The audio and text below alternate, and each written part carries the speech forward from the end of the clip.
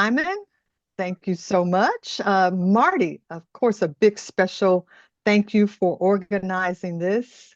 We really appreciate our relationship with you regarding the midweek Medicare. Uh, Welcome, everyone. We are so truly grateful that you're here and you're wanting to know more about Medicare. And I think this session is going to be awesome because at this time, people need to know about the low income subsidy program. And also, as Angel will speak on, these romance scams. It's almost Valentine's Day. So, yeah, that's a really some important topics that we'll go through today.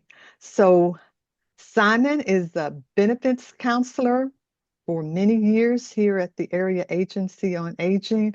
I count on his expertise all the time. He has wisdom to understand and listen to my crazy questions about different problems that we encounter.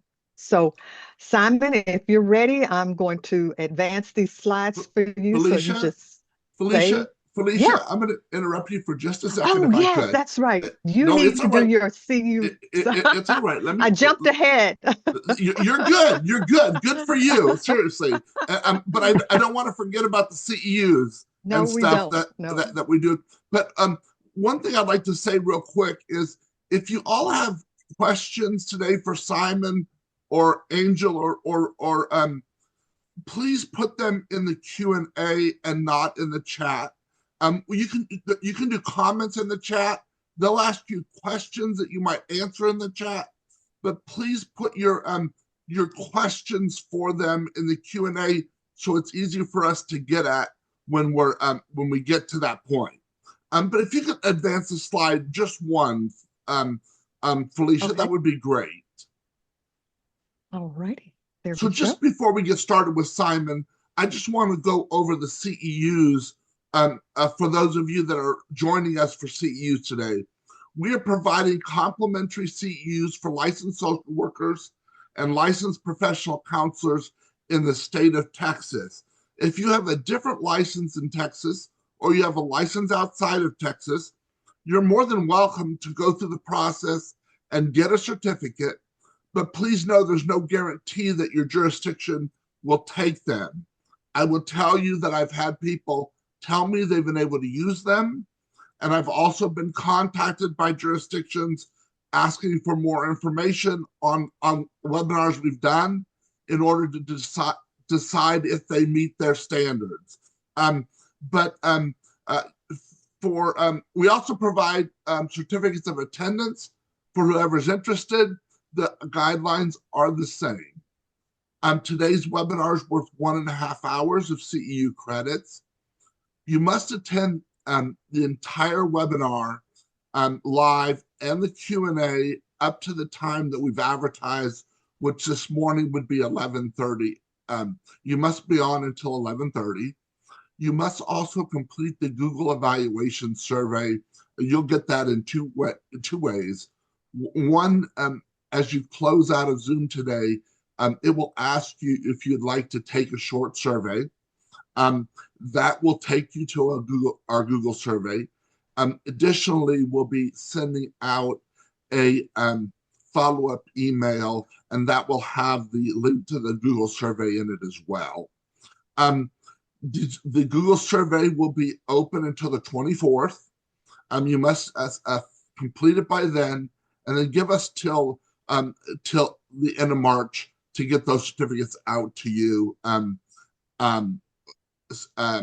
by email. And if you don't have it by then, feel free to reach out to me. Felicia, I'm sorry for interrupting you. I'm going to turn it back No, no, over to no. you. No, Marty, you're fine. I am so sorry. You I it's just I wanted to go ahead and get started. But There you go. let me just back up for just a second and say thank you to Melinda, our fearless leader. If you have not spoken with Melinda, she has helped people in countless ways solving some of their problems with Medicare, Medicaid, you name it, she solves it. Leslie, our co-worker and also our partner in crime, Simon and I, and also our ADRC department, which is the Aging and Disability Resource. Those ladies are and gentlemen are wonderful. They help with so many issues that just regular people have. I mean, regular human problems that we have, and get the information to them. And it can be a critical issue between whether you remain in your home or you get your medications.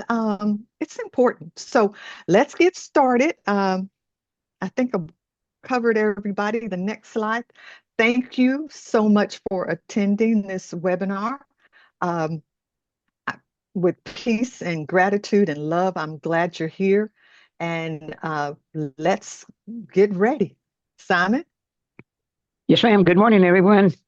Howdy from North Texas. Hey, y'all. Glad y'all are here, and thank you for giving us an opportunity to give you some important information, and particularly with the LIS. And next slide, please.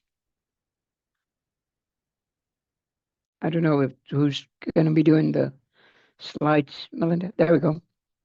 Okay, and just to let you know that we are part of the Area Agency on Aging, and there are several services that we offer. One of the main things is with us is the CHIP program, which is federally funded. The CHIP program was established by Congress, and their work is funded by the United States Administration for Community Living at the U.S. Department of Health and Human Services. And along with that, with CHIP programs, they're local. We are unbiased. We're very confidential as far as the information that we give with you, and we try to be as knowledgeable as possible for the individuals through the CHIP program. And of course, now things have changed so much after COVID with the virtual opportunities that we have to talk to individuals. So not only do we talk to individuals through the telephone, but we also do in person, and even more so now, a lot of virtual type of communication. The CHIP program, which is the State Health Insurance Assistance Program, can help you understand the cost and your coverage of the plans that you may be on or that you're going to be dealing with. We help you to compare options that are available to you. We try and help you enroll or make any changes to your plan as you need it. And then also we can also help you as far as correct billing issues. And that's basically the gist of the CHIP program. And again, that's all part of the Area Agency on Aging. Also, with the CHIP program, there's 54 CHIP programs. There's one in every single state of the United States, including Puerto Rico, Guam, DC, and the U.S. Virgin Islands. Approximately, there's 2,200 local programs within the U.S. There's 12,500 counselors available. We have helped at least over 4 million individuals that we've helped to educate with their services that are available to them. And we've had anywhere from 2.5 million counseling sessions with individuals. Now, like Felicia was mentioning, it's us, the benefit counselors, which we're part of the Area Agency on Aging. And then we also work with the Aging and Disability Resource Center, which is abbreviated into the ADRC program. And like Felicia was saying, we work in conjunction a lot between each other, between the Area Agency on Aging program, and then, of course, the Aging and Disability Resource Center. And there's just we go back and forth. I can't tell you how many times I'm walking out of my office, going over into one of the ADRC counselor's office to ask them some questions. Now, there's even opportunities that we have as far as if you wanted to, you could volunteer to help us get the necessary information to individuals. We have a volunteer coordinator. Her name is Sharon Rowbottom, and she is available to individuals if you have questions in regards to this. But again, the program opportunities that through volunteering, you can do benefit counseling, work with the Senior Medicare Patrol, long-term care ombudsman, and then also even helping take control of your health education-based programs. So, Sharon Rowbottom, volunteer coordinator, and if you give her a call, she can get you set up to be a volunteer with us help these individuals that are in great need of our services. Okay. Again, as far as today, like I said, I'm doing the low income subsidy portion of the program, also known as Extra Help. The objectives of the program is going to be what it is, what the LIS program with Extra Help, who's eligible to reach to receive the LIS, how much you pay, or other ways to lower your cost, income and asset limits. What is Linet? If you're not familiar with Linet, Linet's another low income program that's available to individuals, and where to get more information. All that's I'm gonna try and cover all that today. Next slide, please. Okay. Do you need help with drug cost? Well, believe it or not, your LIS program, Extra Help, can help you with the cost of your medications.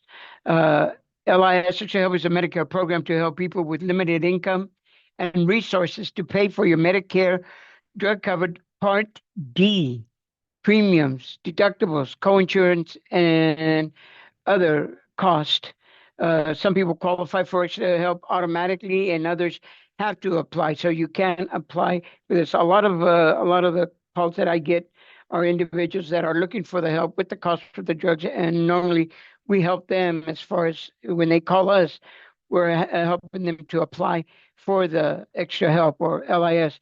And one good thing I like about the way it's set up with us right now, it's done electronically. It's like an online. It's an online application. So you get the information for them, and as soon as you're done with it, boom, you send it off, and it goes off to get processed, and they will notify the individuals if they qualify for the program or not. Next slide, please. So who gets the Extra Help automatically? You'll get Extra Help automatically if you get full Medicaid coverage and help from your state paying for your Part B premiums, like the Medicare Savings Program, or even if you are on SSI, benefits from Social Security. You'll get a letter about your Extra Help. It tells you things like how much you'll pay and your new Medicare drug program if you had not already enrolled into one. If you don't automatically get the Extra Help, you can apply for it. Well, you can call Social Security, and there's a number, the infamous number. I think if you haven't memorized it, Social Security number is going to be, that's one number you're going to want to memorize, the 800-772-1213. And call them, and they can get you some information and how to apply for the Extra Help. You can apply for Extra Help and the Medicare Savings Program at the same time, which is another thing that we do. A lot of times individuals call, and then they're looking for help with their Medicare premiums, like the Part A, Part B premiums. And that's what a lot of what the Medicare Savings Program does. It helps, it helps, oh goodness. I'm gonna take a quick drink, just a moment. I'm sorry, but yes, but it helps individuals with, and usually, like I said, when we're dealing with this, it is with older individuals, older adults that we help to, because they are on a set income. And so the Medicare Savings Program would help them pay for their Medicare Part A, Part B premiums. And within the Medicare saving program, there's different levels, but that's going to be for another presentation. But yes, if you can get any information as far as the Medicare savings program, yes, it's good for the individuals and it helps them. And these state programs provide help with other Medicare costs. Social Security will send information to your state to initiate an MSP application unless you tell them not to on the extra help application. So I really like the way they work in conjunction. Next slide, please.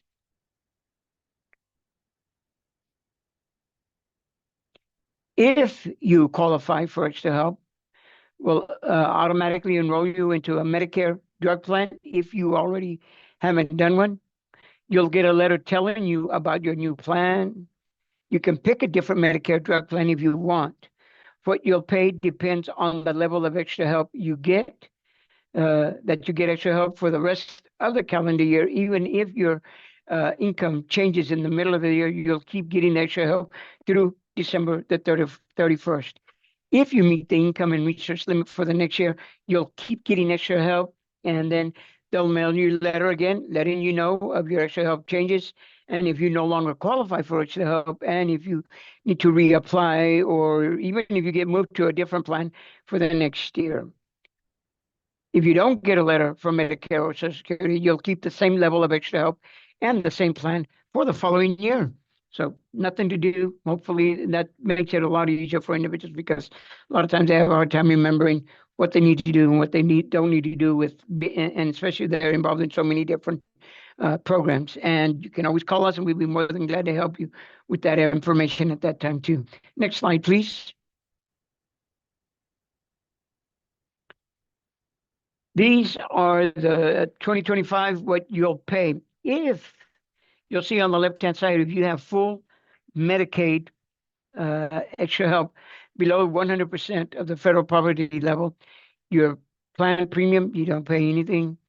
Deductibles, because a lot of times the drug plans do have deductibles. You won't have to pay a deductible. And again, this is full extra help and you below the poverty level, okay, the federal poverty level. You'll pay anywhere, I've seen, like it says there, you'll pay up to $1.60 or less for each of your generic medications, and you'll pay $4.80 for each brand name drug. New for 2025, which I think is kind of real good, but it has brought up some issues for some individuals depending on the medication that they're taking.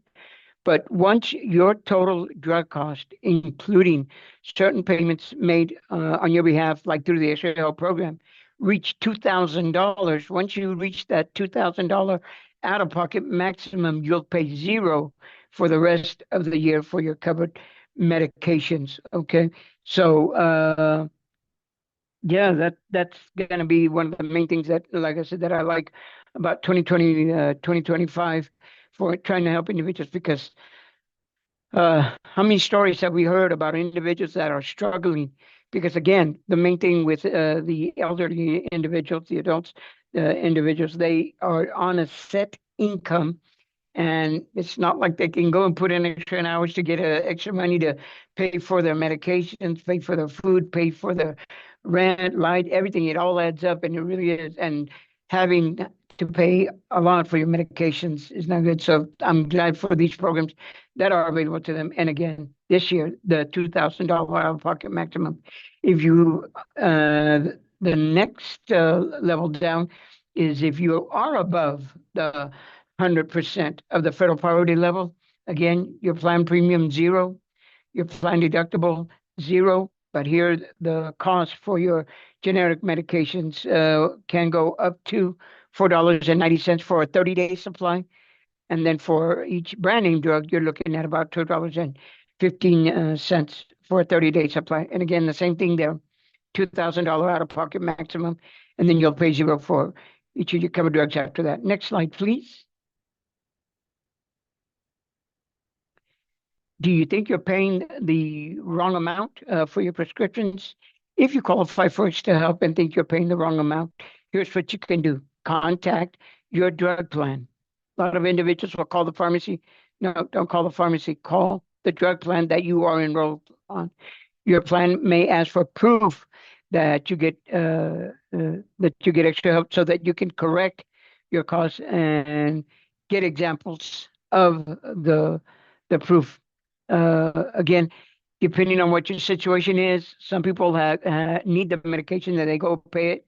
Well, there is an opportunity that you may be able to get some of the money back if you paid for the prescription after you qualified for extra help and aren't in a Medicare drug plan. So always keep your receipts with your prescription drug prices, and then you can call Medicare's limited income newly eligible transition program for some additional help. Next slide, please. Other ways to lower your prescription drug cost. You should join a drug coverage Part D plan because I think so. It's been a couple of years, maybe 3 years ago. I had an individual that had a discount card from Walmart and thought that that was his prescription drug plan until he went into the hospital, came out of the hospital and needed to get some stronger medication. And then that discount card from Walmart didn't pay for his medications. And he finally found out that, oh, I guess I got to enroll into a drug plan. And that's where, yeah, join a Medicare drug plan so you can get coverage for your medications. And you can ask your doctor if you can to take a generic drug or a cheaper brand name drug if there's one available. And that will also, again, help you to lower the cost of your medications. Check costs for mail order pharmacies. Can't tell you how many times I've heard individuals want to know how much it is mail order because they say a lot of times they either pay nothing or very little for their medication through mail order, which is usually a 90-day supply. And what do you want to do next? And there's things that you can do about learning about other health plans that have lower costs. So, because some individuals sign up with a particular plan and have that plan for the rest of the year, and then they just want to go into the following year. Well, do know that you can compare the website that we use or that I like to utilize is the Medicare.gov website. I'll ask individuals to either give me the names of the medications that they're taking. Usually if it's 3 or less, I'll go ahead and do it right then and there. But usually if it's like 6 or more, I'll ask them to send me an email of their medications. I'll enter it. Then I call them back. And then I want to, I'll let them know that, hey, there's this standalone prescription drug plan. And I entered your medication and it's indicating that this one may be a little bit cheaper cost for you. Again, taking into consideration, they are on a set income. So any help that we can give them to lower the cost of their medications. That's what we're here for. Next slide, please. And here's the 2025 income asset limits for federal state benefits. This is what we use as far as the Medicare savings programs to help individuals with the to see if they qualify. These are the new numbers for 2025. Like I said, with the Medicare savings program, there's three levels, and there, as you can see, the first one is QMB, the second one is LMB, the third one is QI. And remember, I mentioned earlier how sometimes I'll do these, or we can do these in conjunction. The QMB, SLMB, and the QI, that pertains to the Medicare savings program. And then you have the extra help. And each one of them has an income limit. The highlighted number is the one for individuals that are by themselves, single, divorced, not married. That's what you're looking at. That's the first number, the 1,325, the 1,585, and the 1,781. And then the second number right under that, that's the monthly income limit for couples. Okay, so all of that is in there. And again, the extra help, if they need help with their medications, you can see there the income limit for extra help is $1,976. And this will be available to you so you can utilize this to help these individuals. We're trying to get them uh, into the low income subsidy or extra help program to help them with the cost of their medications. Next slide, please.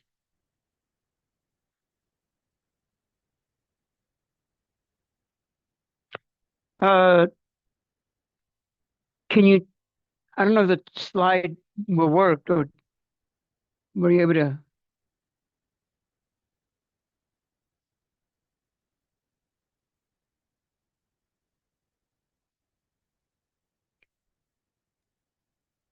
I'm not sure if that video will play, Simon. I'm sorry. I'm looking at. Okay, no problem. Well, again, it's just a little program. Basically, it reiterates kind of what I've talked about in the Excel program, and it's a reiteration of basically what I've been saying. So it's all I, right. We I can move on. apologize. No, no, not Okay. your fault. This one. Okay. Okay. So here's Let me another go form back. of, huh? Let me get back. You're fine. Okay. I think you still need to go back one Okay. more. Okay. One more. There it is. Okay. Okay. Sorry. Linet. I've heard some people call it the net. Some people call it Linet. So basically, you can call it whatever you like. But Linet is a program. You went up. One more. Okay. It Yeah. keeps. There we go. Okay. Here we go. Yeah. Sorry. Linet. This is for someone who is eligible or individuals who are eligible. I usually use the arrows. The arrows makes it easier to. I am. That's not That's working. crazy. Here we go. Okay. Someone is eligible for, I'm going to call it Linet program, if they are eligible for the Medicare Part D Extra Help Program, LIS, included in any of the following. If they have full benefit dual eligible enrollees, which are Medicare and full Medicaid benefits, SSI only enrollees, partial benefit dual eligible enrollees, extra help applicants, and have no other prescription drug coverage, including Part D coverage, retiree drug subsidy plan coverage, or even the Veteran Affairs coverage. Next slide, please.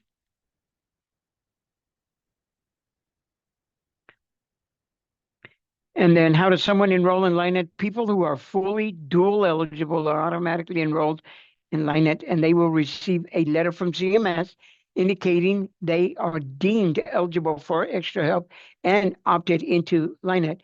People who are partially dual eligible and those who apply directly for extra help must enroll in the ILET, Linet, Linet program at their pharmacy, okay?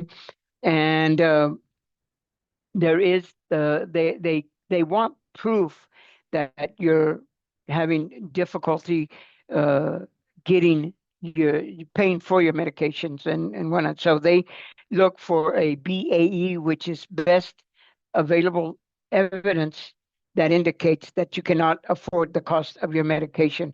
A lot of times, these BEA includes some of the following: a letter from Social Security or CMS indicating award of extra help, which again, the only way you can qualify for the extra help is if your income is low enough. A copy of your current state Medicaid awards letter with effective dates, or even the state eligibility verification system queries. Okay, so if you have questions about Linet, there are tools, tutorials, and other resources on the Humana website, because Humana is the one that's in charge of this Linet program also, as far as the plan that's available with it. Okay, next slide. Or not plan, but the insurance company is what I meant to say.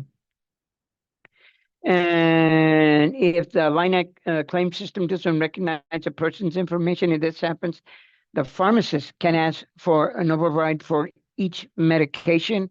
And then the pharmacist should fax the best evidence, the best available evidence to Humana, or they can even call Humana to get help with the claims that are not processing for the individual. Okay, next slide. Which drugs are on the Linet formulary, and are there any restrictions? Linet has an open formulary and contains all Part D drugs. Linet does not cover drugs excluded from the Part D program. There are limits for some of the drugs for safety reasons, including quality limits and prior authorizations. All other medications are limited to a 60-day supply under the Linet program. Next slide, please.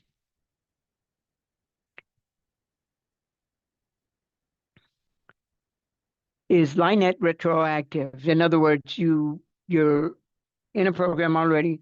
You're already getting some of your medications. You've already paid quite a bit of money for your medications, and then all of a sudden you're aware that the level that you're at, that you may qualify for Medicaid or SSI, and then you find out about the Linet program.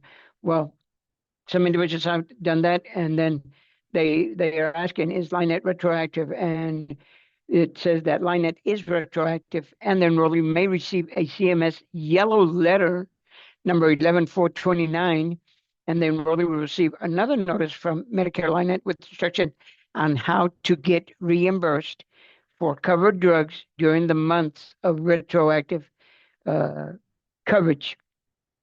And it says, once you get the notice from Medicare, it says that you need to present that notice that Medicare sent you within 90 days of the date on the notice of the letter, so you can try and get into the Linet program.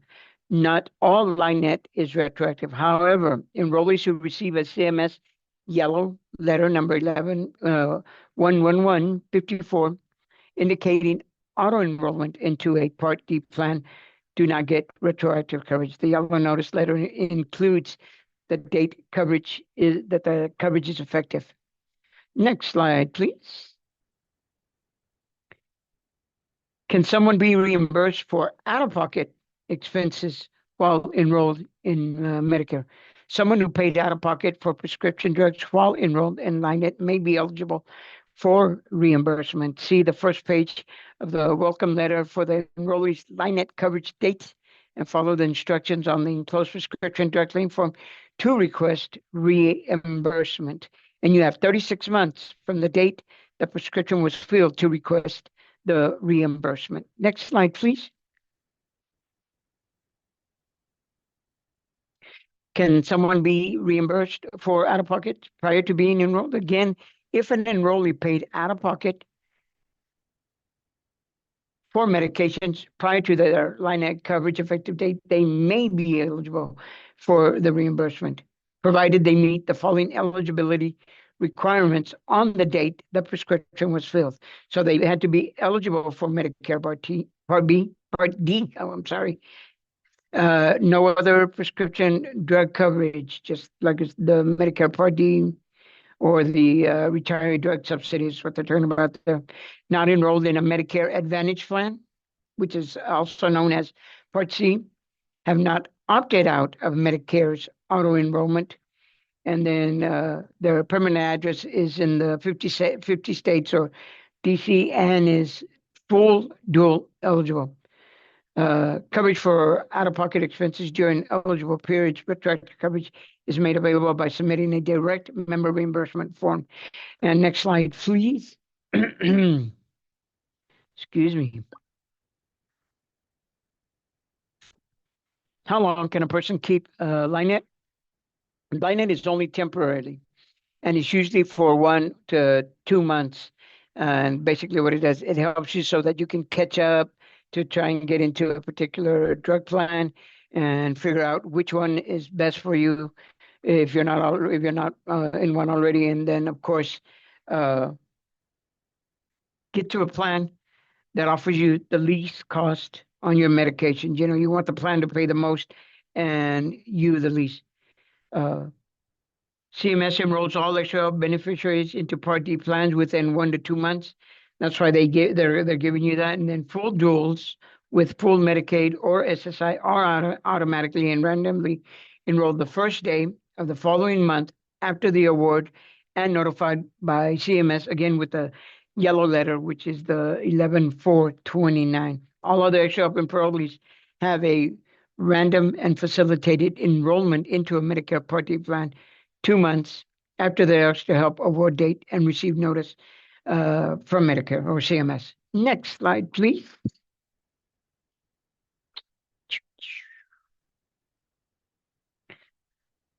Any other assistance that may be available?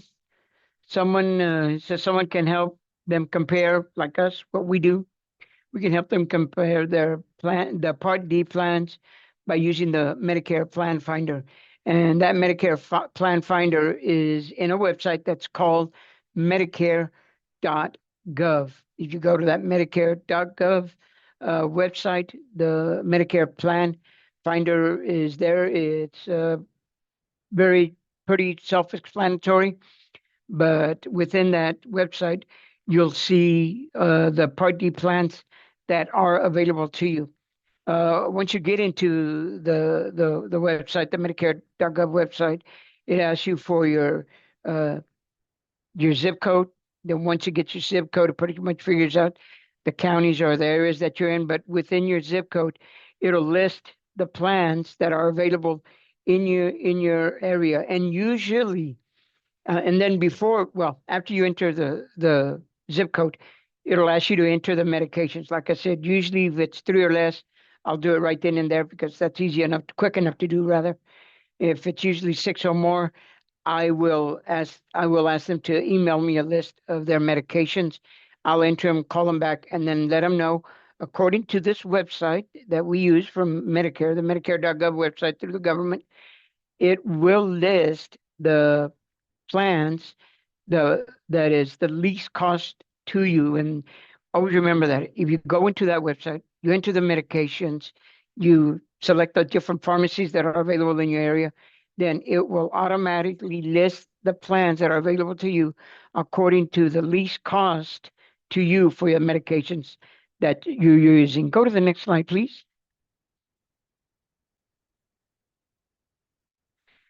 And here is a look at that Medicare.gov website where you can see the second option, I guess, or where it says find health and drug plans. That's where you would click and get into that website that I'm talking about. But this is it. It's the Medicare.gov website, and that's where you would be able to find the health and drug plans. It says health because you'll also have access to the Medicare Advantage plans, which is the Part C plans that are available, and even the Medigap policies, also referred to as supplement plans. It'll give you an option to look at those. Next slide, please.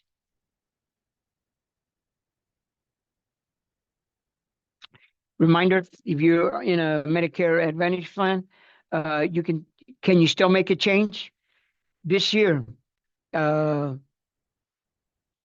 is I guess you would say the normal open enrollment that is from October the 15th through December the 7th, where you can pick a plan or change to another plan or decide at the beginning of next year, January the 1st, you're going to go back to original Medicare. You can do that. But then there's also the Medicare Advantage open enrollment enrollment period, Medicare enrollment period.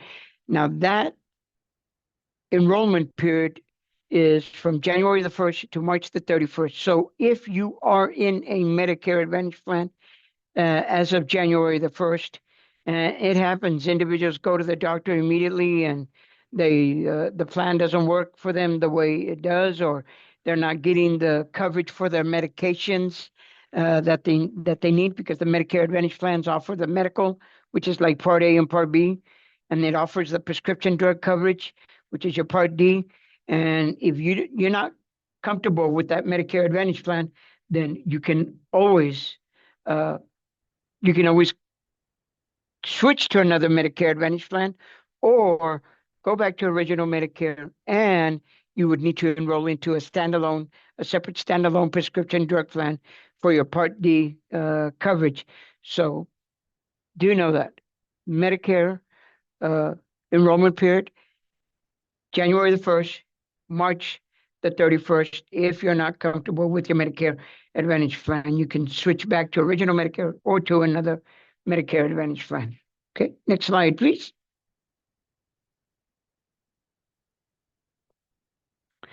And again, if you have questions, concerns, you can always contact us. We are the North Central Texas Area Agency on Aging. That is our toll-free number. We are here Monday through Friday from 8 a.m. to 5 p.m.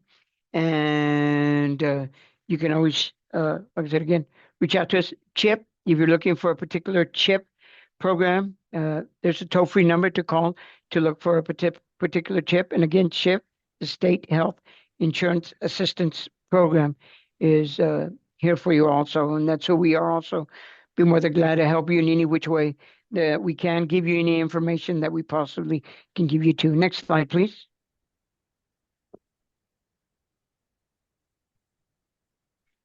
All right. And that's it for me. Thank you so much for your attention. Y'all have a great day today. Be safe out there and stay warm.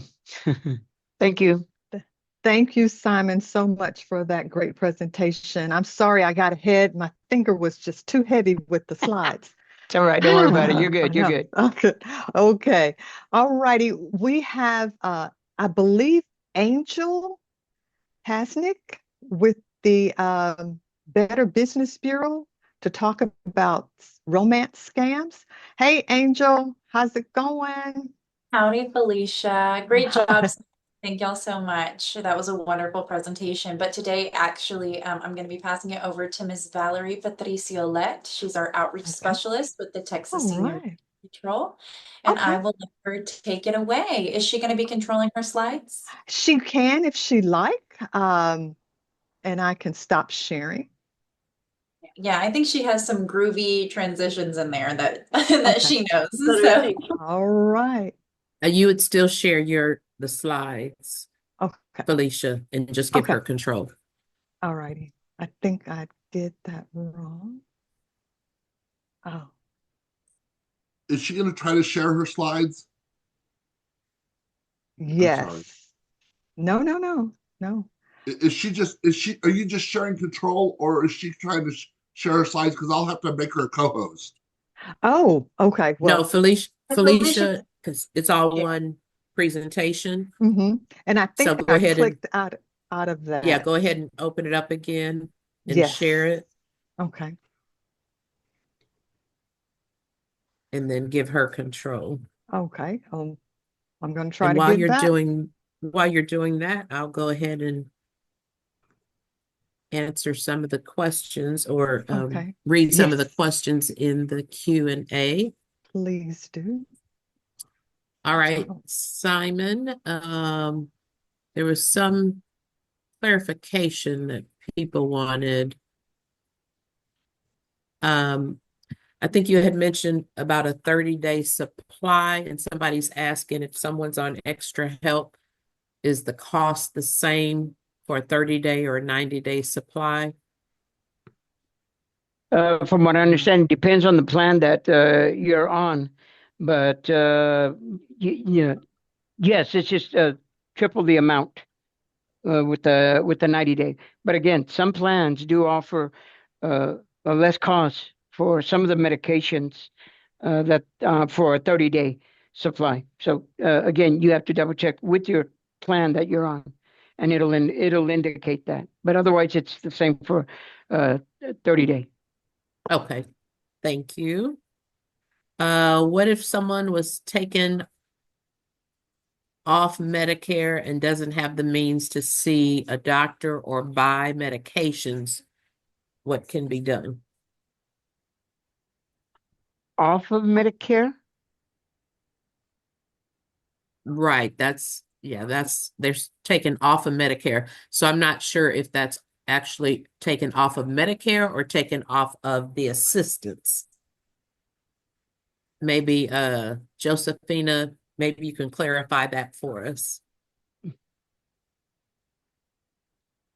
Yeah, Her medication was yeah. taken away due to her owing about $2,000 for the premium. That may be a question that we need to take offline to understand exactly what's going on, because it would be hard to answer. Yeah.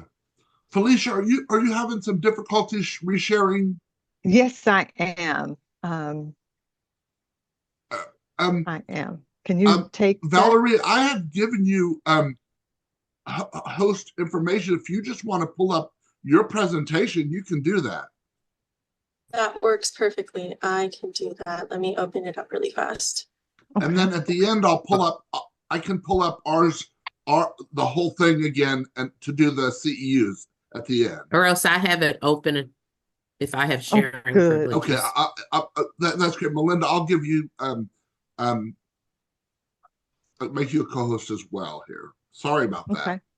I apologize. I clicked on it too fast to give her control, and everything went away. Yeah, No I think worries. the file size, remember, it took a fine. while to get it. Everything went away. Oh, Okay, Yeah, I'm gonna start sharing my screen. oh, okay, because I have it pulled up here. Oh, do you want to do that? I have it pulled up. I can do that. That way, Yeah, I've it has got the both of you CEU set up too. slides also. Okay. Perfect. And I believe I was the one with extra stuff on my presentation, so it might show up a little funny. I do apologize. But let's get started. So hello, everyone. My name is Valerie Patriciolet. I'm with the Texas Senior Medicare Patrol, and I am the State Outreach Specialist. I believe I can do this. There we go. So the Texas Senior Medicare is a federally funded program in every single state, including Puerto Rico, the District of Columbia, the U.S. Virgin Islands. And our purpose is to recruit and train volunteers and professionals on Medicare fraud, error, and abuse. And we have them report that intentional fraud and abuse to the correct Medicare control units. First, let's talk about cardiovascular genetic testing. So right now, scammers are offering Medicare beneficiaries cheek swabs for genetic testing to obtain their Medicare information for fraudulent billing purposes, or possibly trying to commit medical identity theft. Genetic testing fraud occurs when Medicare is billed for a test or screening that was not medically necessary and or was not ordered by a physician. A company calls you, or they start talking to your doctor, or try to act as your doctor or cardiologist, requesting that you have a testing done, and they will send you a testing kit, maybe in the mail or at like a health fair. Here we go. So it is not limited to just cardiovascular genetic testing. It could also be that they try to get you for dementia screenings or Parkinson's screenings. It really could apply to anything. A rep might try to offer you money or a gift as an incentive or reward for choosing their test. This is illegal. You are not allowed to accept anything of value, including money, maybe gift cards or groceries, some sort of vouchers, in exchange for medical services provided under Medicare. If you do, you might be considered an accomplice. So you may go down for something that wasn't even your fault. Oh. Here we go. So does Medicare even cover genetic testing? The short answer is most of the time no, but in rare circumstances, when it is medically necessary for treatment or diagnosis of a medical condition, they will say yes, and they might cover it. But it does require an order from a treating physician or a qualified practitioner and a signed beneficiary consent form prior to paying for genetic testing. Some helpful reminders are, since Medicare does not cover the cost most of the times, if you do not know that you owe an amount, it may be that the cost will be sent to collections. So it's very, very important that you are checking your summary notices and see if you are charged for services that were not provided. It's also very important to remember that if a test or a product is truly free, you will not have to provide your Medicare number, your date of birth, or any personal information. And with that being said, remember to never give out your Medicare number or personal information to anyone for tests not ordered by your doctor or a doctor that you do not know or trust. Now onto the romance scams. The FBI defines romance scams as when a criminal adopts a fake online identity to gain a victim's affection and trust. The scammer will then use the illusion of a romantic or close relationship to manipulate and or steal from the victim. This may be just one singular person, or it could be that they're part of an organization. This is also called catfishing. Now, some data for you guys. In 2020, there was a reported loss to romance scams that reached a record of $304 million. It was about 50% increased from 2019. And this was most likely because of COVID. Everyone was online a lot more. We were a little bit lonely, having to stay in our houses a lot more often, or everything turned virtually. So we turned to social media. Which made us more vulnerable to scammers. For an individual, that loss meant that there was about a $2,500 loss for each person. And from 2016 to 2020, those reports of romance scams nearly tripled. How do these scammers even find you? The first way might be online dating apps and matchmakers. So you may be paying for fake matchmaking services. What they'll do is charge upfront fees or for no service. The victims may pay thousands of personalized matchmaking only to receive generic services or non-existent matches. The fake profiles on dating apps, like the catfishing we were just talking about, people can be anyone behind a screen. So you never really know who you're talking to if you don't verify their identity. It's very important that you are looking for red flags if you are on these websites or dating apps. If someone is immediately overly affectionate, that's a red flag. We'll talk about a couple more red flags in a second. If they're trying to move the conversation off the dating app almost immediately, that is also a red flag. So, although we are talking about romance scams, not everyone is looking for love. So you have to be very careful with people who reach out on social media that you do not know. WhatsApp and Facebook Messenger are very commonly used to scam people. Sometimes it may be that that person is actually real. So I've had it happen to me where someone contacts me saying, "Is your dad okay? What happened to him?" And I was very much so confused, but his Facebook Messenger account had gotten hacked, and that scammer was telling people, "I need surgery. Can you send me this amount of money? I'm looking for donation money for me to be able to get this surgery. My family can't afford it." So that's happened on multiple occasions. So it's very easy for these scammers to hack into your account. Scammers may also create a very elaborate profile that may make it seem like they are actually a real person, and they may even create multiple fake profiles to try and create a story. You've heard of the show called Catfish on MTV. That's exactly what happened to the host. He found this girl online and he ended up chatting with her 24/7. He ended up falling in love, and she kept avoiding meeting in person.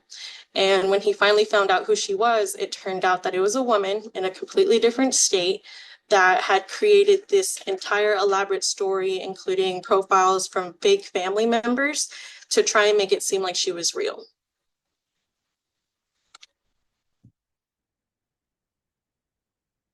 There we go. How to spot red flags. It's very important that you are looking carefully at pictures that they have on their profile. So they may have fake aliases, profiles with pictures that are very obviously not theirs, most of the time you should be able to tell because their pictures will be pixelated or very zoomed in. So it just doesn't look as real as it's supposed to. And we all know that artificial intelligence can do a scarily good job. So you have to be very wary of who you think you're talking to. And as much as we all might want Brad Pitt or Angelina Jolie to message us or video chat with us on WhatsApp, I don't believe they have time for that. So never wanting to meet in person or to video chat is a huge red flag. Grooming is a form of manipulation where the scammer builds trust and rapport with the victim in order to exploit them later on. This is also related to love bombing. This might look like having excessive contact but never in person. Isolating victims from their friends or family so that way no one can tell the victim that this might be a scammer or that what they're doing is not right. The scammer may also request that the victim is no longer on social media or immediately telling you that they love you. They may also make promises to meet and live together one day or maybe even get married. And it's really important that you remember anyone can get scammed regardless of your age, your gender, where you are at in life. Most of the time, scammers will manipulate their profiles to, or adjust their profiles to cater to each person. So for a woman, a scammer might adjust their profile to be more family oriented. They may have a lot of pictures with kids or with their family, or they may say that they're in the military and overseas, and that they need money in order to go see them. And for a man, a scammer might adjust their profile to look like they are a woman, usually under 30, probably in college, looking for some help with loans. Now, what is the actual scam? So they might tell you that they need money because it's an emergency. So paying rent or bills assistance, a medical procedure like we talked about earlier. They have no money to travel to you or they're stuck in another country. If you've heard of a money mule scam, this is basically when someone sends you money, fake money most of the time, usually through PayPal, Zelle, any online digital payment app. And they tell you, oh my gosh, I actually needed that money, or I did not mean to send it to you. I meant to send it to someone else. Now, because we're all really great people, we will send that money back, and you've sent them $200, $300, $400, $500 of your real money when they sent you fake money. So you're the money mule in this scam. Oh. And it may be that, sorry, my computer's acting up, y'all. Okay. You think you just got one bad fish, but in reality, these scammers will sell your information so that when you do decide to get back out there on those dating sites, you're actually caught in this continuing scam cycle because now scammers know who to look for. So if they see your profile, they know that you're most likely an easier target, and they will try to, again, manipulate their profile so that you're more attracted to whatever they're putting out there. Some tips to stay safe. Remember that scammers are trying to gather as much information about you through the phone or through email, letters, instant messaging, social media websites, chat rooms. So it's very important that you don't overshare details of your own life with people that you do not know. But with that, also be nosy. Try to get casually, I guess, as much information from someone as you can without trying to dig into like personal information such as their Medicare, their social, because then you're going to look like a scammer too. So if you are wanting to date, try to date with people you meet in person and closer to home rather than online. If you are online, look for inconsistencies in their stories and listen to your loved ones. Most of the time when you're in a scammer situation, you won't be able to tell immediately, especially if they're telling you all these amazing things.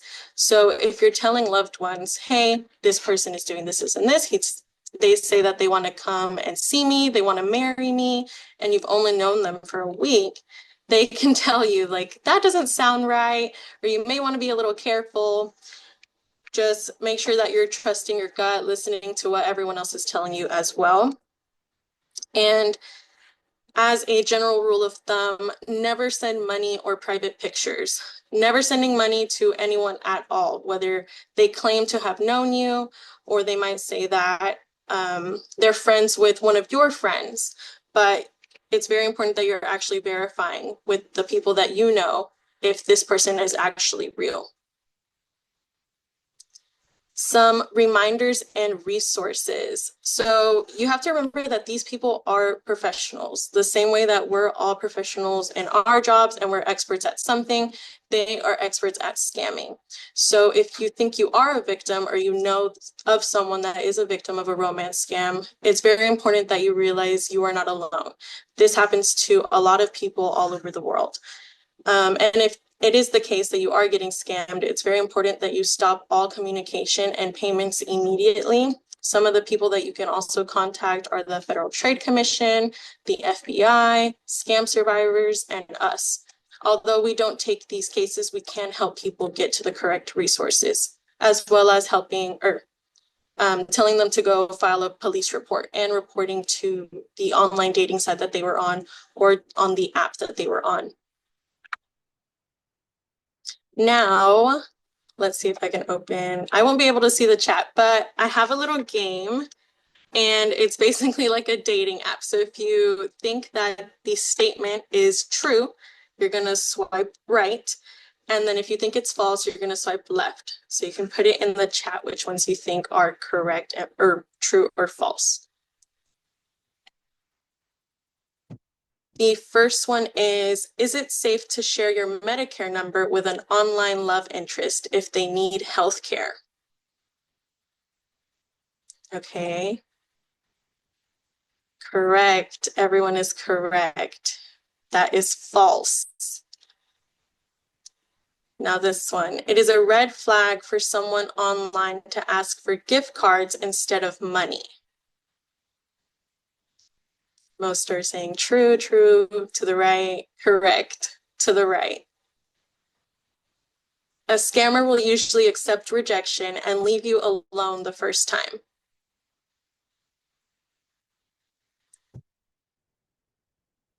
Correct. False. If an online love interest sends you a photocopy of their ID or driver's license, it means they are a real person.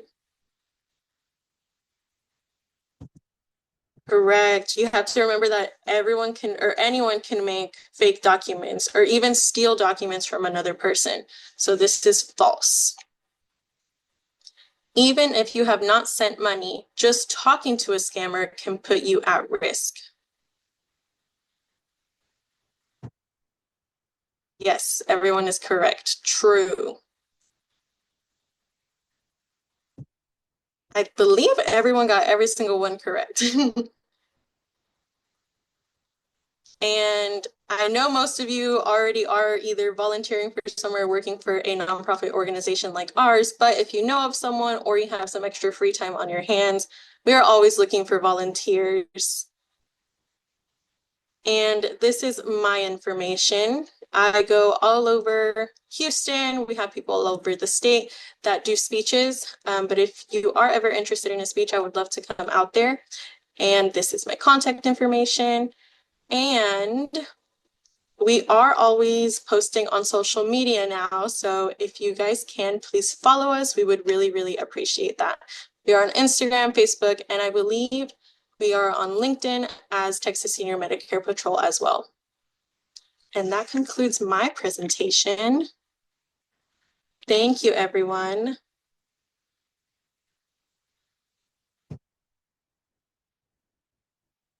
And did we have any questions? I don't know. Just as we go on here, I don't know if I see There we go. There you are. Before we do questions, I'll let Marty go ahead and give his CEU information. Perfect. That sounds great. And we've got a fair amount of time, you guys. In fact, if you want to, well, that's all right. I'll go ahead and go over them and we'll do that. Yes, for those of you that are joining us for CEUs, we are providing complimentary CEUs for licensed social workers and licensed professional counselors within the state of Texas. If you have a different license in Texas or a license outside of Texas, please feel free to go through the process and get a certificate. Just please understand that we have, if your jurisdiction is not willing to take that, there's not much we can do to help you with that. I will tell you, people have told me they've been able to use the certificates for different license. And I've had other jurisdictions contact me from time to time just with asking for more information. But these are the two that we're set up to provide for. We're also providing certificates of attendance as well. Today's webinar is worth 1.5 hours of CEU credits. You must complete the entire live webinar and the Q&A until we get finished here or until 11:30, whichever comes first. You must also complete the Google evaluation survey. That will come up as you close out of Zoom today. It should just ask you, would you like to take a short survey? And if you go to that, that will be our Google survey. If you don't catch it then, don't worry, you will get it in the follow-up email that will be sent out later today. And the Google survey will be set up or open to you until the 24th. And then give us till the end of March to get those certificates all out to you. And those will go out by email. But you must complete the Google evaluation survey in order to be eligible for those. So please remember that. So I'll turn it back over to you all. All right. Thank you, Marty. And as Felicia mentioned earlier, thank you so much for continuing to coordinate the Medicare, midweek Medicare. It is, we are reaching a lot of people and we want to reach even more because so many of our Medicare beneficiaries need to know this information. So thank you very much. And you do so many more other presentations as well. I mean, coordinate other webinars as well. So thank you.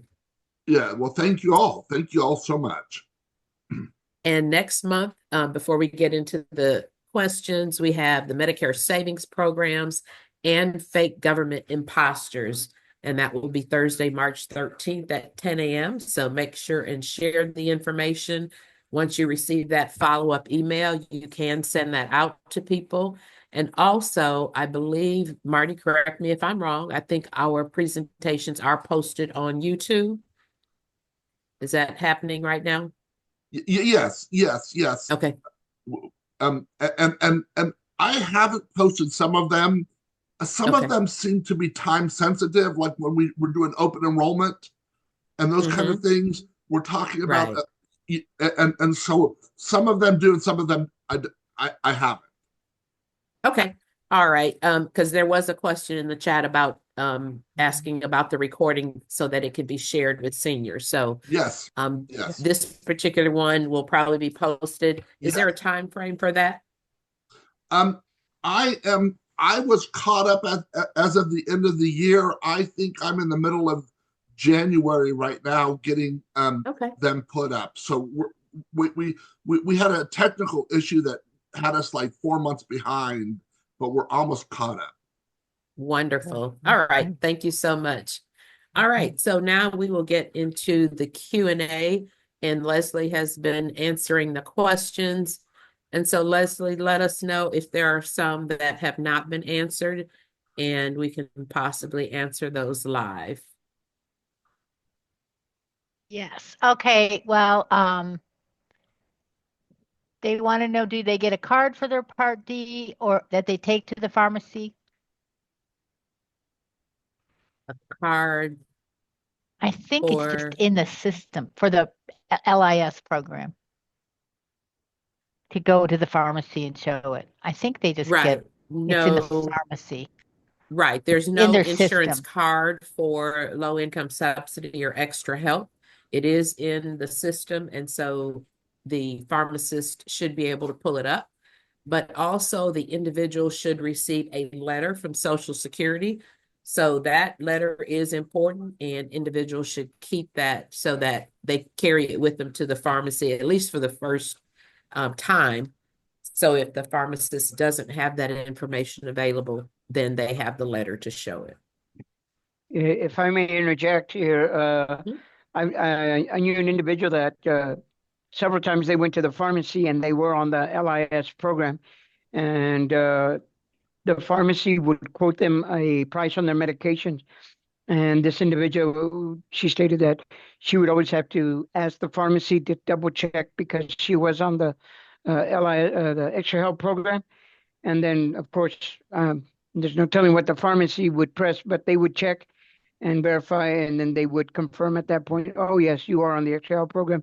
And then the cost of our medications would go drastically down. So if if the price that you're getting is not correct, or as far as you know, it's not correct, you can ask them to double check to make sure that it is showing that you are on that program. Correct. Yeah, that's good. And like I said, that letter helps. Yes. Okay, I'm going to read Thank you. this one. Okay. Mhm. If a person is getting SSI and then turns 65 to start getting Medicare, why is it they are automatically put on a plan, a prescription drug plan, and then get charged for not choosing a plan? She knows someone that didn't pick a plan and was charged for not choosing one when they became eligible for Medicare. I didn't know they get charged for it, but Yeah, I'm not sure what they're referring to as far as being charged. And so that may be something we take offline. Because if someone is on SSI prior to being eligible for Medicare, in Texas, they still would have to apply for the Medicare savings programs or the extra help. So actually, I take that back. They would not have to apply for extra help. So they should automatically be assigned a drug plan. So I'm not sure about the charging of that. Simon, do you have The only anything? thing I can think of is they're going to be charged for something. It's usually going to be a late enrollment penalty, but Right. you know that late enrollment penalty comes along like several months after you were eligible and you didn't sign in when you sign it. Yeah, you didn't enroll into a And if stat plan at that point. But that's the only time that I know of that they'll charge you something, so to speak. It's that penalty that and if they're Medicare on extra imposes. help, there's no penalty. Correct. Mm-hmm. That's why it's a So little. yeah, It's got to I be would more to it. suggest calling SHIP and possibly giving more information so that we can help answer that question more accurately. Yes. Thank you. okay. And then the other one was we were going to take it offline. Oh, somebody wants to know if the recording of the presentation is available, and they want the actual speaking portion as well. And we already answered that question that it is It recorded will and be it will be on our YouTube. YouTube channel. Okay. And there will be a second follow-up email that will be sent out to give you the direct link to just this recording. Okay. And somebody asked if there were any assistance or extra help type plans for any Part B covered medicines. My question would be, do they have a supplement to their Part B that would make up the difference? Right. If it's a Part B drug that's covered, yeah. If there's a Medigap policy that covers the 20%, then that would cover it. But otherwise, extra help would not cover that. Right. Okay, I think that's about it. Just Josephina is asking about that one about she was taken off for Medicare. But I think we're going to take that offline, right? Yes. Okay. All right. Well, thank you, everyone. We appreciate you joining us and the great questions that you have. Thank you, Leslie, for watching and responding to the Q&A. Simon, thank you very much for the presentation, as well as Valerie. And I think this is Valerie's first time doing midweek Medicare with us. So glad that you are on board. And Felicia, thank you so much for advancing the slides and helping with that. Can we back up one more thing? There was one in Sure. in not the Q&A, in the chat. It says, if you fail to purchase a Plan D drug plan, you are charged a fee every month. And that is a 1% penalty. The late enrollment fee. Late enrollment fee. And that's the late enrollment penalty. And just so you know, that's for life. That's Yes. not just for the rest of the year. My mother got this, and my dad did it to her, and it continues for the rest of your life.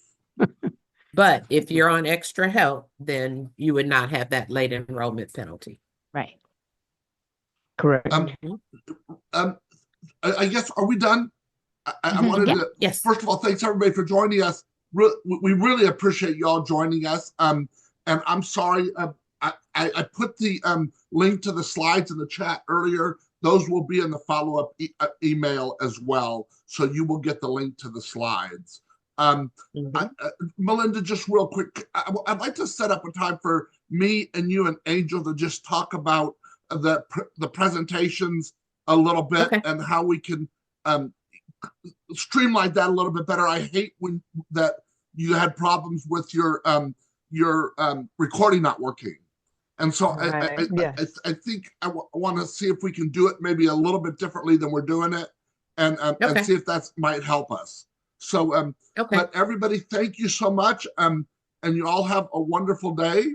And Felicia, thank you. And Simon and Lisa, and I'm sorry, Leslie, I should remember that. That's my wife's name. Too many names.